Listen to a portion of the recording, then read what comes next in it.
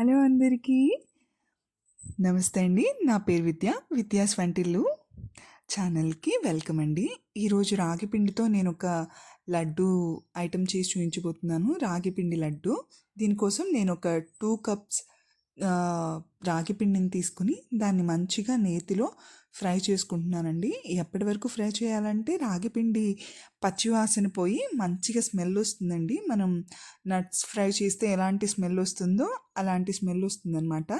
అలా పచ్చివాసన పోయి మంచిగా వేగే వరకు మనం పిండిని ఫ్రై చేసుకోవాల్సి ఉంటుందండి. పిండి ఎంత మంచిగా ఫ్రై అయితే మనకి స్వీట్ అంత టేస్ట్గా ఉంటుందండి.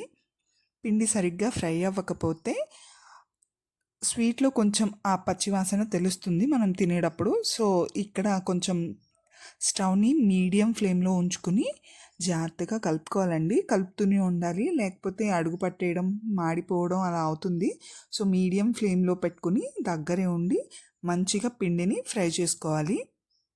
పిండి మొత్తం మంచిగా ఫ్రై అయిన తర్వాత మన కొలతకు సరిపడా అంటే నేను 2 కప్స్ బెల్లానికి 1.5 కప్ బెల్లం తీసుకుంటున్నాను 2 కప్స్ పిండికి. సో ఇది సరిపోతుందనమాట. మీరు స్వీట్ కొంచెం ఎక్కువ తినేలా ఉంటే 2 కప్స్ రాగి పిండికి 2 కప్స్ బెల్లం యాడ్ చేసుకోండి. నేనైతే 1.5 కప్ తీసుకుంటున్నానండి.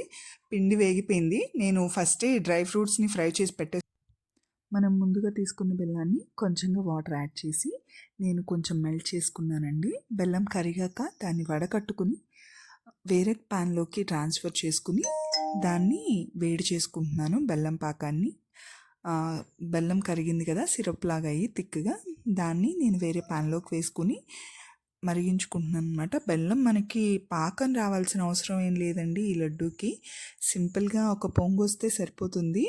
పాకంతో పని ఏం లేదు దీనికి. పాకం, లేత పాకం, ముదురు పాకం అట్లేం అవసరం లేదు. జస్ట్ కొంచెం బెల్లం మనకి మంచిగా ఒక పొంగు వస్తే సరిపోతుంది అనమాట. ఒక పొంగు అంటే 1 స్ట్రింగ్ బాయిల్ అంటారు కదండి. జస్ట్ అలా బబుల్స్గా మనకి బెల్లం పైకి ఉడుకుతుంది అనమాట. అలా ఉడకగానే స్టవ్ ఆఫ్ చేసుకుంటే సరిపోతుంది. నాకు బెల్లం మంచిగా కరిగి బబుల్స్ రావడానికి నియర్లీ 5 to 6 minutes టైం పట్టింది. అంతకంటే ఎక్కువ టైం పట్టదండి. ఆల్రెడీ మెల్ట్ అయిపోయిన బెల్లమే కదా. మనం ఈ ప్రాసెస్ అంతా కూడా మీడియం ఫ్లేమ్లో ఉంచి మాత్రమే చేసుకోవాలి. సో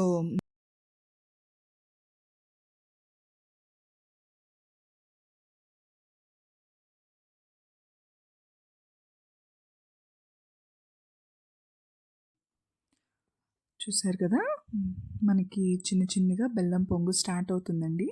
అట్లా వచ్చినప్పుడు మనం ఇంకా స్టవ్ ఆఫ్ చేసుకుంటే సరిపోతుంది అనమాట. అట్లా కంప్లీట్గా ఒక పొంగు రావాలి.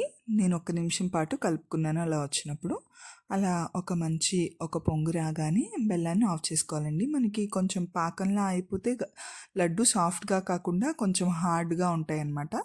పర్వాలేదు, మేము హార్డ్గా ఇష్టపడతామన్న వాళ్ళు అలా కూడా చేసుకోవచ్చండి. 1 నిమిషం ఉంచుకోవచ్చు. నాకైతే లడ్డు సాఫ్ట్గా ఉంటేనే ఇష్టం.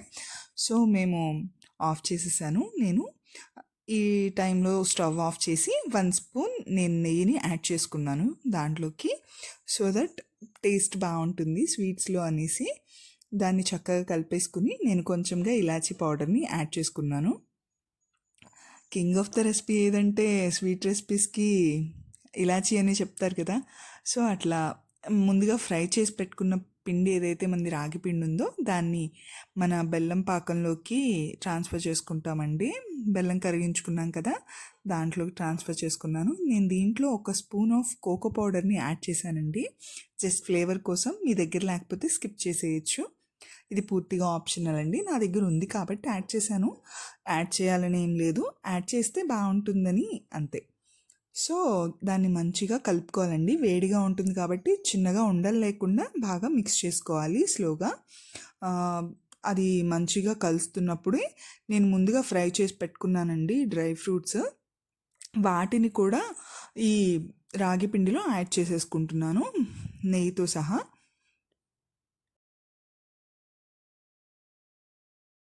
కలుపుకోవాలండి. వేడిగా ఉంటుంది కాబట్టి జాగ్రత్తగా పట్టుకుని కలుపుకోండి. అలా మంచిగా మిక్స్ అయిపోతుందండి. ఇలా వేడిగా ఉన్నప్పుడు మనకి లడ్డు చేయడం కష్టంగా ఉంటుంది కాబట్టి నేను ఒక 5 minutes అట్లా లీవ్ చేసేసాను దాన్ని.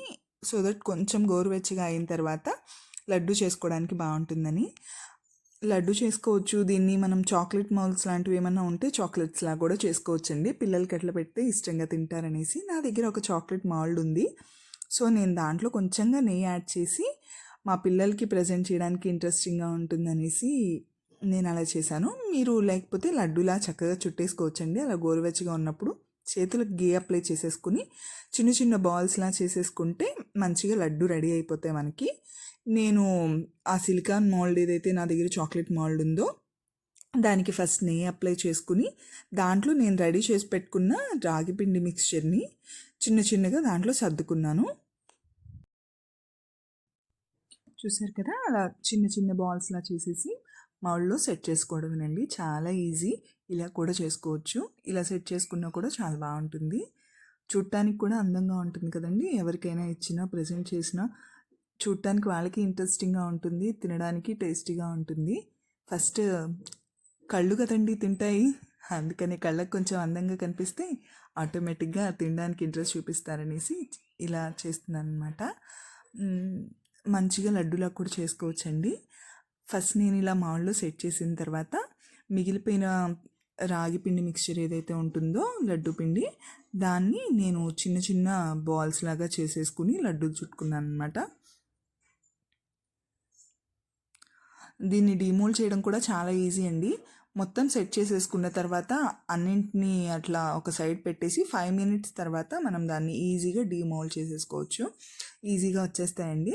అట్లా మిగిలిన పిండి మొత్తాన్ని చిన్న చిన్న లడ్డూలా చుట్టేసుకుని ఒక కంటైనర్లో పెట్టేసుకుంటే ఇది మినిమం మనకి 1 వీక్ టు 10 డేస్ బాగుంటాయండి, ఫ్రెష్గానే ఉంటాయి. రెసిపీ కనుక నచ్చినట్టయితే మీరు కూడా ట్రై చేయండి. తప్పకుండా విద్యాస్ వంటిల్లు ఛానల్ని సబ్స్క్రైబ్ చేసుకోండి. థ్యాంక్ యూ ఫర్ వాచింగ్ అండి. నేను లడ్డు చుట్టడం అయిపోయింది. సో మీరు కూడా ఎంజాయ్ చేశారని ఈ రెసిపీని అనుకుంటున్నాను. Thank you. Bye bye.